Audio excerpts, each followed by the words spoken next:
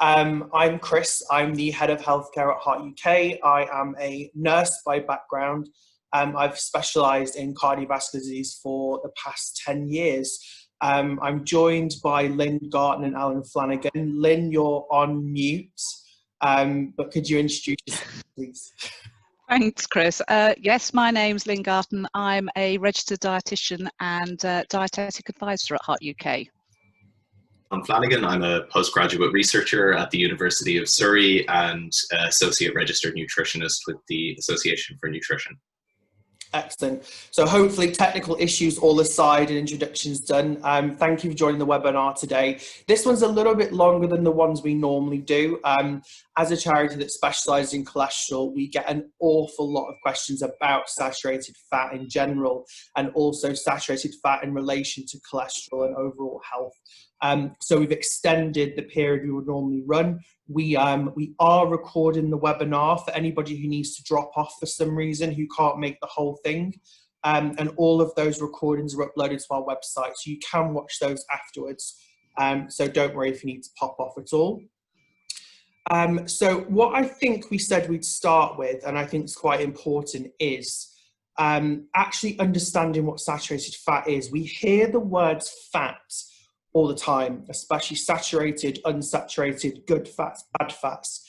And I think it's important to be really clear on what we're going to be talking about. So Alan, I think you're going to give us a quick run through in sort of simple chemistry terms about what actually saturated fat is.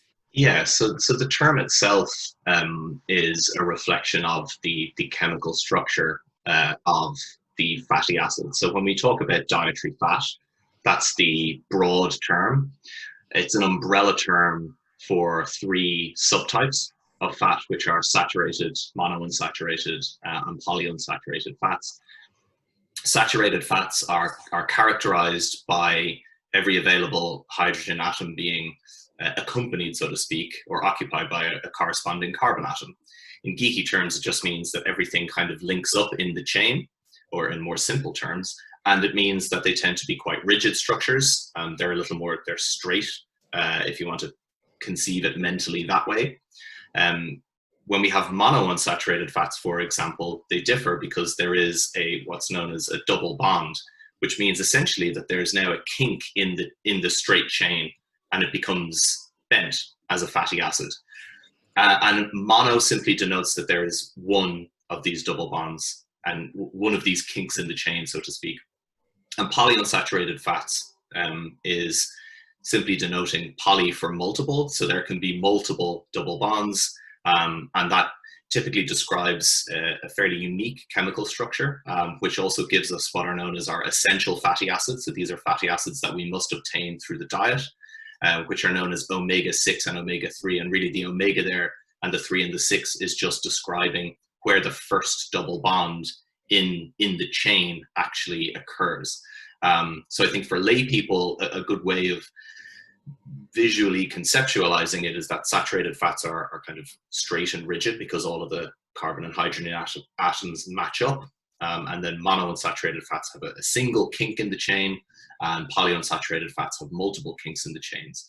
And that does relate to their biological activity as well, which is something that we can discuss in more detail. But broadly speaking, the larger size of polyunsaturated fats means that following a meal, they tend to be broken down in more kind of rapid sequence, whereas saturated fats may have an extended duration in circulation after a meal. So it's a broad way of thinking about the chemical structures of fatty acids, but ultimately, I think for the purposes of this webinar, we're really going to try and focus on discussing these factors at the level of food and food-based recommendations as we go through. Yeah, so a lot of words that some of us have heard of before, some that we haven't. I hope that was an interesting introduction.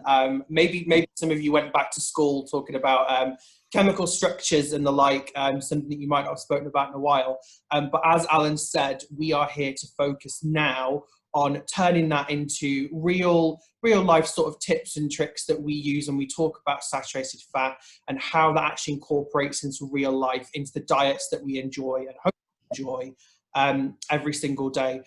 So Lynn, if you'd like to sort of translate in a way, what does that mean for food and the actual diets that we eat? So when we eat foods which contain fat, as Alan's highlighted, most foods will contain a mixture of these fats, a mixture of the unsaturated and the saturated fats. But typically when we think about foods that are high in saturated fat, they're things like butter, lard, ghee, dripping, coconut oil, palm oil, fatty meats and processed meats, pastries, pies, cakes, chocolates, and full fat dairy foods. And as a nation, when we look at where do we get our saturated fat from in the diet, just under half of our saturated fat, so about 45%, comes from meat and meat products and dairy products, and just under a quarter, so 21%, comes from cereal products, mainly in the form of things like biscuits, cakes, pies, and so on. Excellent. So lots of very tasty foods there that contain saturated fat, which is why we all need to be a little bit more careful with how much we have. Obviously, that's difficult during lockdown. We know more than ever people are reaching for foods that tend to be high in sugar and high in fat. We actually did a webinar before on healthy eating during lockdown, which maybe covered a little bit more about when food was in greater demand and there wasn't as much that wasn't canned and tinned, etc. But we do have that webinar recorded on the website, so anyone who wants those sort of tips around healthy eating during this kind of situation, please do watch that webinar. So in relation to our actual cholesterol, what we need to talk about as well is the evidence that sits behind it, because obviously nutritional research being an incredibly specialized area, very, very complex for the general public and also a lot of healthcare professionals to really break down what nutritional research means and what we can rely on. The simple question being, and one that we've had through quite a lot from people ahead of the webinar, is does saturated fat increase your levels of blood cholesterol, specifically your levels of bad cholesterol? And how do we know this? What evidence sits behind it? Alan. So the evidence that sits behind it. So in terms of just answering the question outright, the answer is a categoric yes, and it's an unequivocal yes that is not subject to any caveats. And the reason we can say this is because in nutrition, the tightest design of a study that you can do to determine the specific effects of any nutrient or composition of diet on physiological factors like blood cholesterol or blood glucose levels is called a metabolic ward study. And really that's just a fancy term for when people are housed in a laboratory where their food intake can be precisely controlled and the effects of those foods on whatever measures we're interested in can be very tightly controlled as well and precisely analyzed. And we have a body of research in relation to the effects of different dietary components, but specifically dietary fat, including metabolic ward studies that go back to the 1950s, the early 1950s. In fact, there's over 395 such metabolic ward studies that all show the same thing. And what they consistently show is that there are differential effects of different fatty acids on blood cholesterol levels. The greatest increase in blood cholesterol levels, so both total cholesterol and specifically LDL cholesterol, which is causative of atherosclerosis and atherosclerotic cardiovascular disease, is from dietary saturated fat intake. And the reason for this, without overcomplicating the language, is simply that the mechanisms by which we clear cholesterol from the blood are impaired by dietary saturated fatty acids. So we end up with elevated LDL cholesterol. So the cholesterol in our circulation our ability to clear it is impaired. And that's why we get that cholesterol raising effect from dietary saturated fat. Conversely, this enormous body of evidence going back 70 years also indicated quite early on that there was an opposite effect from unsaturated fats, but particularly from polyunsaturated fats.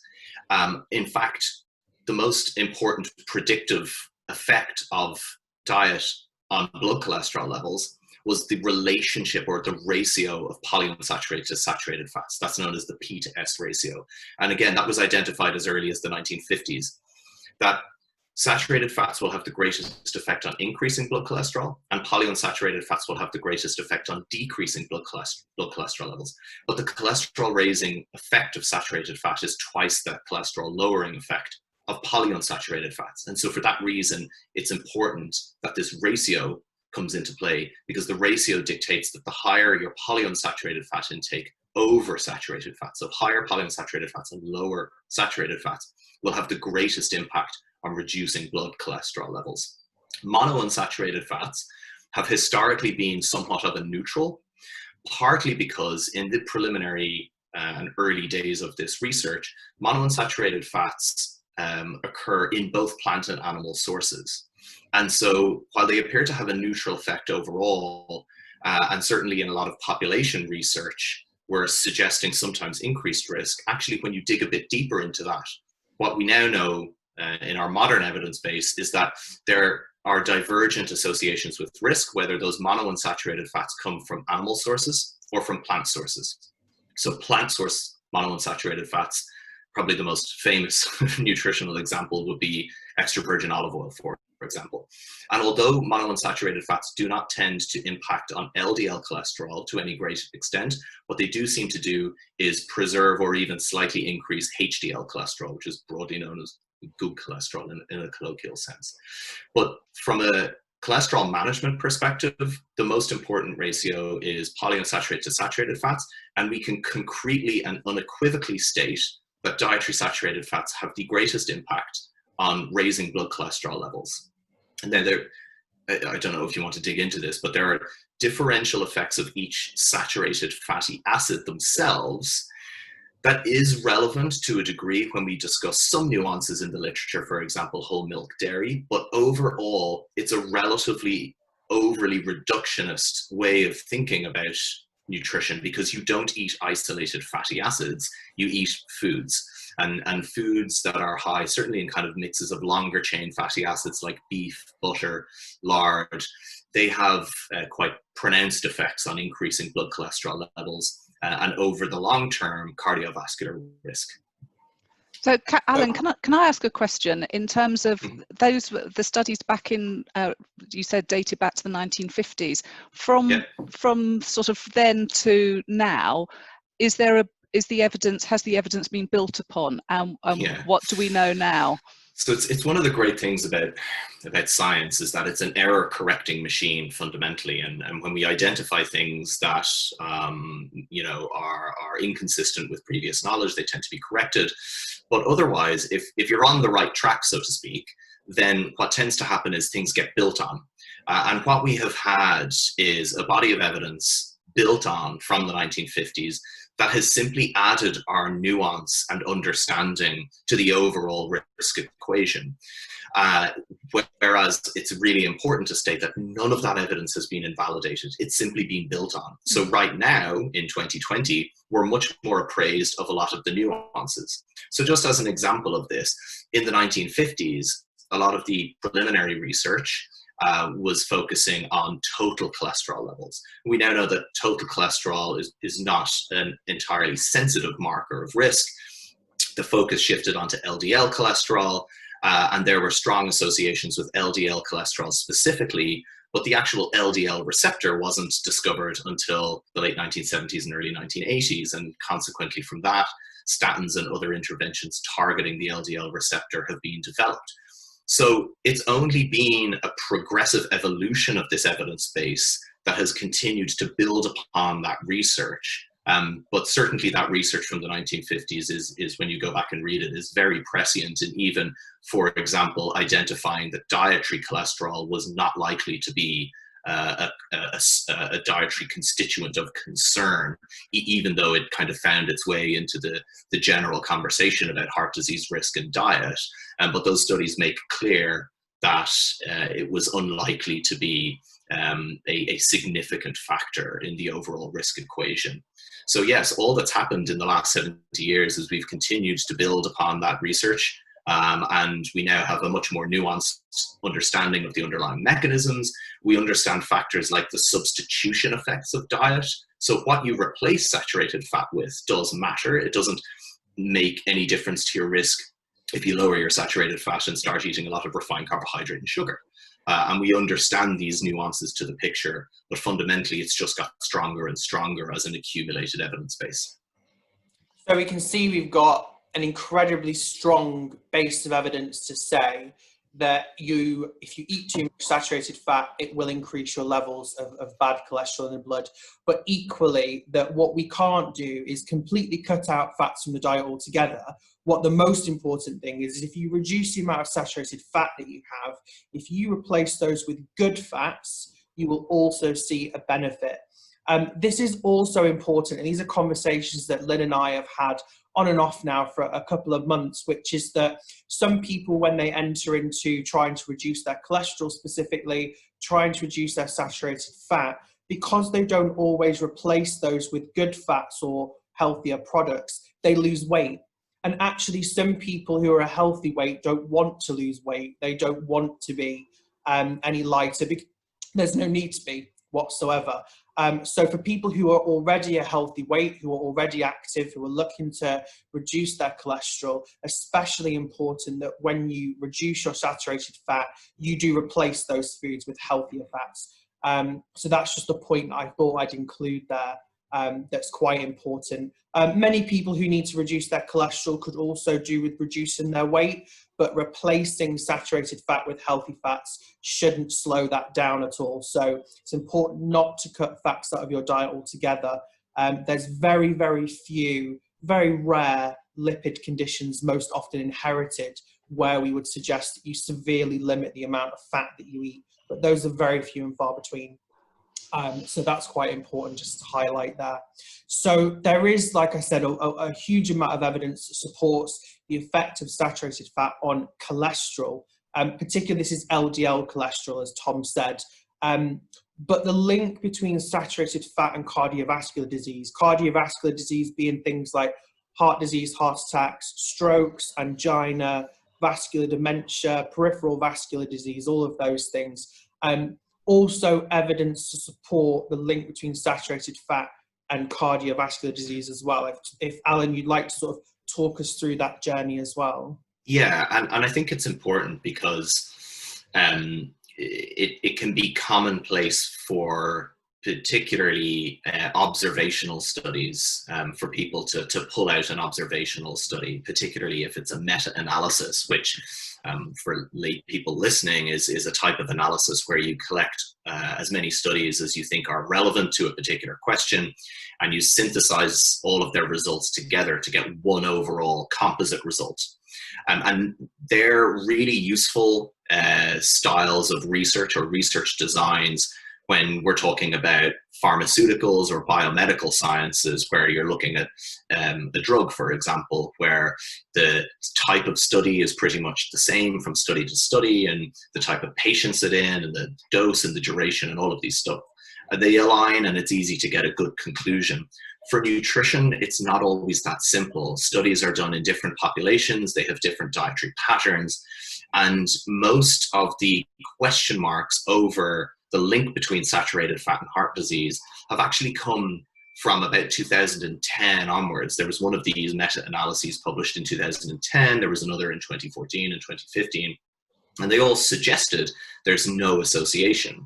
Well, there's 2 points to clarify. The first is that there was a weakly positive association. The second question is, why was it weak? And it comes back to the first point we've just talked about, which is that the impact of diet is not direct. It's not that saturated fat cause heart disease in a direct sense. And that's a very biomedical way of looking at nutrition. It's that diet influences other processes, physiological processes, and they influence heart disease. So the link is that dietary saturated fat increases LDL cholesterol. It's LDL cholesterol that is causative of atherosclerotic cardiovascular disease initiation and progression. And the problem is, in the statistical analysis that these studies do, they take that LDL cholesterol out of the equation. It's called adjustment. And the problem is what you end up then is an effect of over-adjustment, where this really important middleman, so to speak, has been taken out of the equation. Well, if you take the messenger out of the equation, you don't get the message. And it's one of the methodological flaws with these studies, is that they're taking the mediating or moderating factor that links saturated fat to heart disease out of the equation. So that's the first issue, is that these studies generally all fall within the umbrella of the same methodological flaws. The other factor to bear in mind is that in nutrition, particularly in observational studies, which are long-term and go on over 10, 15, 20 years, and we look at the relationship between diet and then the outcomes, like, for example, cardiovascular disease. The difficulty with nutrition is everyone eats food. So we can't compare a diet of saturated fat to zero saturated fat. That's simply untenable. It's not how human nutrition works. So because we can never compare things to a zero exposure, to simply no intake, the standard practice in nutritional epidemiology, that's observational research, is to compare high versus low levels of intake. And the difficulty with that is, unless a population that you're looking at really has high, truly high levels of intake, you might get no association between saturated fat and heart disease, but it simply reflects the fact that the population you're looking at doesn't really have levels of intake that are at a threshold that we associate with cardiovascular risk. And just to contextualize that, through the 1950s and 60s, heart disease was the leading cause of mortality in a lot of Western industrialized countries, including the UK. Around 166,000 deaths from coronary heart disease a year in 1962, for example. The Finnish had the highest rates of heart disease mortality anywhere in the world. Dietary saturated fat at that time constituted 20% of total energy in the UK, 20% of everyone's average population energy intake. In Finland, it was up to 23, 24%. And it was consistent in a lot of Western industrialized countries to have animal fat intakes of over 18%. So these are the thresholds at which we see quite pronounced increases in risk that associated more clearly and directly with cardiovascular or coronary heart disease mortality. And it's on the basis of that evidence and the mechanistic work that I talked about, these 1950s metabolic board studies, that a lot of our recommendations came in to reduce saturated fat. And that's being achieved. It's not quite at target levels, but the point is that unless you have populations that have higher levels of intake, you're going to miss the true association between saturated fat and coronary heart disease. And as an example of that, there's a study that is often cited as recent evidence of a lack of association between saturated fat and heart disease. It's known as the PURE study. And the problem with the PURE trial is a big, large observational study in 18 different countries. The problem is the majority of countries making up the PURE study were low middle income countries, particularly in South Asia or East Asia. And these are populations that often have nutritional inadequacy. And when you look at the divisions of saturated fat intake, so they divided saturated fat intake up into fifths. 4 of those categories were all less than 10%. In fact, the lowest category was 2% of dietary energy intake from saturated fat. Now, it's very difficult to do that unless the diet is completely inadequate overall in nutritional status. And the conclusion of that study was that increasing your saturated fat by 5% was associated with reduced risk of particularly stroke. But if you increase from 2 to 8%, you're kind of around where the Mediterranean diet is. So we would expect to see some benefit. The reality is that study, if anything, upheld our current guidelines for less than 10% of energy intake, but it gets twisted into higher dietary saturated fat intake is associated with reduced risk of risk. So we need to be really clear when we communicate this evidence. And people who deny any link with saturated fat are deliberately unclear about communicating this evidence. What do we mean when we mean high? And it's important that we quantify that. And when we mean high, we mean thresholds of energy that are often, in terms of percentages, above 15, 16, 17, particularly above 18%. There are consistent linear associations between the relationship between saturated fat, blood cholesterol levels, and heart disease mortality over the long term. Okay, so As chair, I'd just like to point out two things. One is that we've got 20 minutes left. So we're gonna get through the rest of our topics and our questions as well. So don't worry, anybody who's posed questions, we are still looking at those. We do have a couple more things to cover first. And the second is something that I forgot to do. So if you could just put aside everything that you've just learned from Alan and Lynn, I'm going to launch a poll, because actually what I'd like to know is, ahead of the webinar, what people would say their knowledge about this topic would have been. So you should be able to see the poll on your screen now. And beforehand, just interested to know, you know, how you felt about these things. We do have a mix of members of the public and healthcare professionals on there, which is always quite interesting. So I see that we're getting lots of votes. Thank you very much, guys. A lot of people say that they're quite knowledgeable, which is good. That means that we as a charity are hopefully doing our job in educating you all. Quite a few not sure, quite a few not particularly knowledgeable, which is probably about right. Okay, looks like the votes are in. Right, so thank you very much, guys. I've taken a note of that. I will do, in a more timely fashion, I will do that poll after the webinar to look at the level of information that we've given you has actually had some kind of impact, which I'm sure it will. So what we need to look at now is in terms of actual food. We've done this, we've covered nutrients, we've covered science, but what we've said we will also do is put that into the context of the foods that we eat every day. So in terms of actual food, the simple question being for Lynn is that what should we be eating is something that we get asked all the time. Yeah, well, I think, again, we tend to focus, or it seems to be tends to focus about nutrients. And I know the purpose of the webinar is about saturated fat, but actually our message is about encouraging a healthy dietary pattern. So one aspect of that is the fats in our diet. And as I mentioned about cutting down on the foods that are high in saturated fat that I've already alluded to, and then replacing with foods that are good sources of unsaturated fat. So those are things like vegetable oils, excluding coconut oil and palm oil. So things like sunflower oil, olive oil, the nuts and the seeds, and oily fish as well, and having more of those. And what we're looking to do, as Alan's highlighted, is actually shift the balance. So it's about getting that right balance of sort of having more unsaturated fats in the diet and less saturated fat.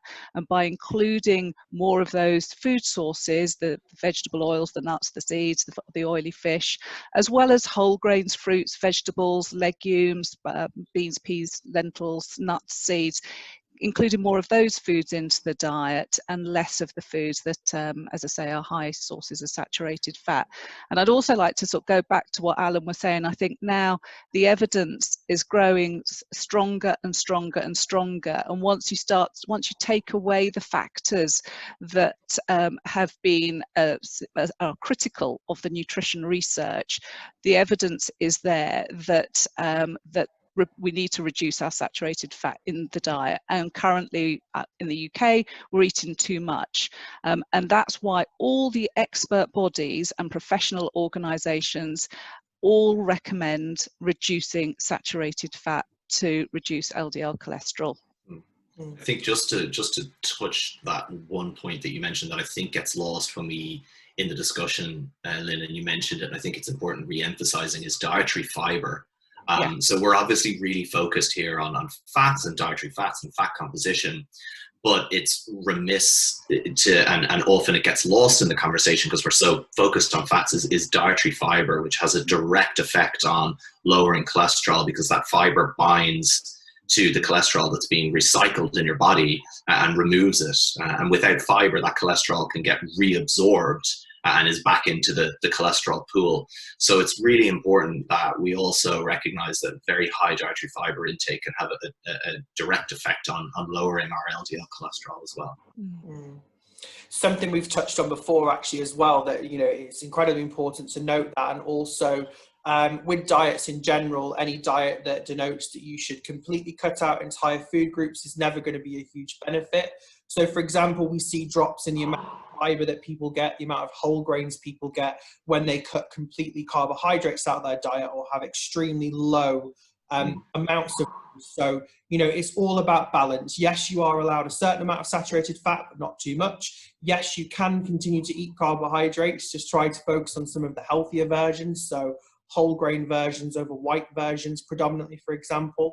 It will help to increase the amount of fiber that you have, which in turn can help with your cholesterol management. So it's all a big jigsaw and not just about one thing, which we will cover in other webinars as well that we have planned for the year.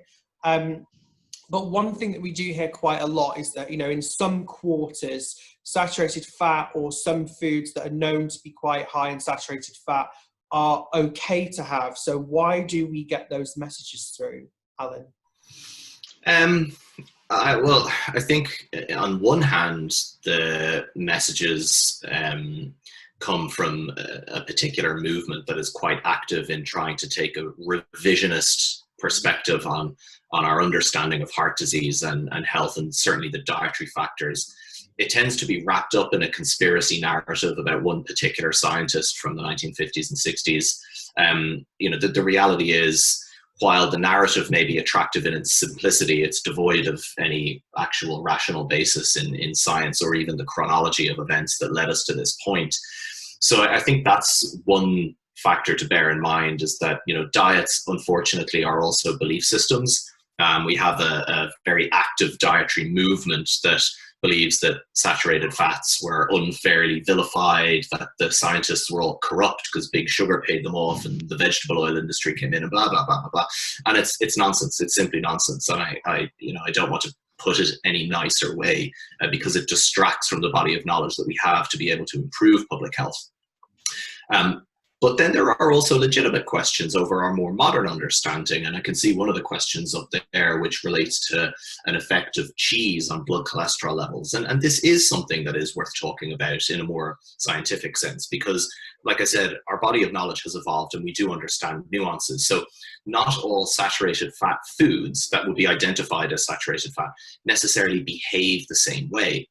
And with cheese, what you have is an effect of fermentation, and you also have an effect of the fact that the fat in cheese is kind of encapsulated in this membrane, and that has an effect. You also have high calcium content in cheese, which may form these kind of what are known as calcium soaks when you're digesting, so you absorb less of the fat from the cheese. And there are also other factors that make cheese have less of an effect on blood cholesterol than butter, for example. So these studies have often compared cheese directly with butter. So they have the same amount of saturated fat, but cheese has a kind of neutral effect, or sometimes can lower LDL, and butter will drive LDL up. And that's because the calcium and the protective encapsulation of the milk fat has been removed. So butter essentially is a refined food because the process of churning removes these beneficial and protective factors. Now, that said, if we were to compare cheese to olive oil,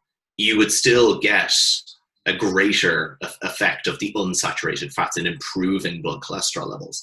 So I think the message is that, yes, some moderate cheese intake is not generally going to be a cause for concern as long as the remainder of the diet is low in saturated fat. And that is something that we see in the Mediterranean diet pattern, which has only about 6 to 8% saturated fat, but doesn't have a lot of saturated fat from beef or lard, or these foods that are historically in the British diet or the Irish diet. And they are generally coming from things like, you know, your cheeses, moderate amounts of kind of yogurt consumption and things like that. Absolutely. So again, it's kind of about the amounts that you eat of things. It's not just about one thing over another. We shouldn't too closely compare certain foods because they can do different things. They can have different nutrients in them. I mean, for what it's worth, most people who eat butter probably don't eat huge amounts of butter enough to make a difference if the rest of the diet is healthy. But maybe if you eat butter and the rest of your diet is equally high in saturated fat, it's one of those areas you can look to reduce. So we don't try to demonize certain types of food over another. It's just about the balance of your overall diet. So if overall your diet is low in saturated fat, eating small amounts of butter in those quantities or small amounts of cheese, whatever you choose to do, is perfectly fine. It's not about cutting things out altogether. I'm going to go slightly off the agenda for a moment, because predictably what's happened is that we have a lot of questions about coconut products. So we knew this would happen, so I've prepared 5 minutes extra on the side on the agenda to look at this. So coconut products are incredibly popular, whether people are introducing them into their diets on top of what they already eat, or whether they are substituting them for other things because of various reports in the media. So I'm going to put Lynn on the spot very quickly now and just say, could we have an overview of coconut products in general, not just oil, and what they're made up of and why we're getting these messages through? Yeah, so coconut oil has just been a very well-oiled marketing ploy. I mean, whoever that is, yes, coconut oil is very, very high in saturated fat. It's got more saturated fat in than butter. It's around about 80% saturated fat. And it came up as, oh, well, it doesn't behave in the same way, so it doesn't have the same effect necessarily on LDL cholesterol. Well, that's really, in my opinion, has been put to bed. As Alan mentioned about what a meta-analysis is, a meta-analysis was recently done looking at coconut oil and comparing it to the unsaturated oils, and lo and behold, coconut oil raised LDL cholesterol. So the advice is, which has always been our advice, is to avoid coconut oil and to use unsaturated fats. So that's my bottom line. I don't know, Alan, if you want to add anything to that. No, I think you're right. The fatty acid composition of coconut oil is quite unique, but it actually is just over that border of in terms of the fatty acids of raising cholesterol levels. And I think it became attractive because for a while people were very focused on smoke point for cooking. But one thing, and people said, for example, oh, you shouldn't actually cook with olive oil or extra virgin olive oil because it has a low smoke point. Well, we know from research that actually, because it's so rich in polyphenols, which are these kind of protective compounds in plants, those polyphenols protect it when it's cooking. So you can cook with olive oil. And the other option that I think is quite available to us in the UK is rapeseed oil. And rapeseed oil has an excellent fatty acid composition of primarily unsaturated fats, but also omega-3 and omega-6. And it does have a higher smoke point. So I think some people don't like the taste of cooking with olive oil. So often I'll suggest maybe opting for rapeseed oil because it's a more neutral taste. But it still gives you that beneficial and kind of fatty acid profile over coconut oil. And I also, to add to the rapeseed oil as well, I would say that it tends to be cheaper than something like olive oil. It's also got less saturated fat than olive oil. It's got the plant omega-3s. And if you went into a supermarket and you looked at a vegetable oil and looked at the label, often it is just pure rapeseed oil. So it can be, as I say, a lot cheaper than some of the other oils. So that would be my recommendation, is to look at rapeseed oil. And obviously we're talking here in general use. So if you cook with oil quite a lot, substituting the oils that you use for things like olive oil and rapeseed oils, you're going to see a benefit in reductions of saturated fat and increased amount of healthier fats. That's not to say that occasionally you can't use coconut products. So this is not a total ban on those products. What it means is that for most of the time, if you're using healthier products, that's fantastic. And then on occasion, if you wanted to use a bit of coconut oil to cook with, that's fine. It's just about putting all of your diet into one sort of big lens rather than honing on certain things, but certainly backing up that recommendation that you shouldn't be using coconut products if you're looking at health and you're looking at your saturated fat intake. Shouldn't be something that you're using every day, because that will greatly increase the amount of saturated fat you have. And in some coconut products, in a single portion, you can actually get your entire allowance for the whole day of saturated fat. So anything you eat on top of that goes above and beyond. So it's just about being cautious. Earlier, and as well, we've had quite a few questions about this. We've had questions about lean meats. So we know the whole red meat versus leaner meats debate. So I just wanted to share our thoughts as well on if lean meats are okay to eat as part of this whole saturated fat equation. Yes, the broad answer would be yes. Lean red meats in the context of a diet, and we have some good studies showing this, where the actual diet overall only contained 6% saturated fat. They consumed lean red meat every day. They also had a very high dietary fiber intake and consumed a lot of legumes. So it was a study that used what some people may have heard of, what's known as the DASH diet, and it modified the DASH diet. So the DASH diet is low-fat dairy, lots of fruits and vegetables, lots of whole grains, and lots of legumes. And then it added lean red meat on top of that diet that's high in fiber, high in plant matter, also low in saturated fat. And there was no negative effect on LDL. In fact, their ApoB, which is a more kind of geeky, nuanced marker for atherogenic lipoproteins, decreased slightly. So I think in a broad context, the answer is yes. You could have moderate amounts of lean red meat in the diet in the context of these other healthful diet pattern characteristics. I think the other thing to bear in mind there is just the environmental consideration. So I'm not necessarily sure that I would be recommending anyone have red meat every day right now, simply for the environmental consideration. But yes, moderate red meat that's lean in the context of a diet low in saturated fat will not be a cause for concern necessarily for blood cholesterol levels. And yeah, I'd say in terms of what the public health recommendations, that they recommend no more than 70 grams a day, which equates to about 500 grams of cooked weight per week. So again, it's about getting that variety into the diet. And I think if one was having sort of red meat, big amounts of red meat every day, it's also thinking, what are they not getting other things of? And so healthy beans, pulses, other healthy plant proteins. So it's about getting that mixture and that balance in. So we've covered saturated fat a lot, but one thing that we can't do is not talk about other types of fats as well, aside from the unsaturated fats. So are all the food sources of saturated fats equal? We know the answer is no. But we could explain that in a little bit more detail just before we close.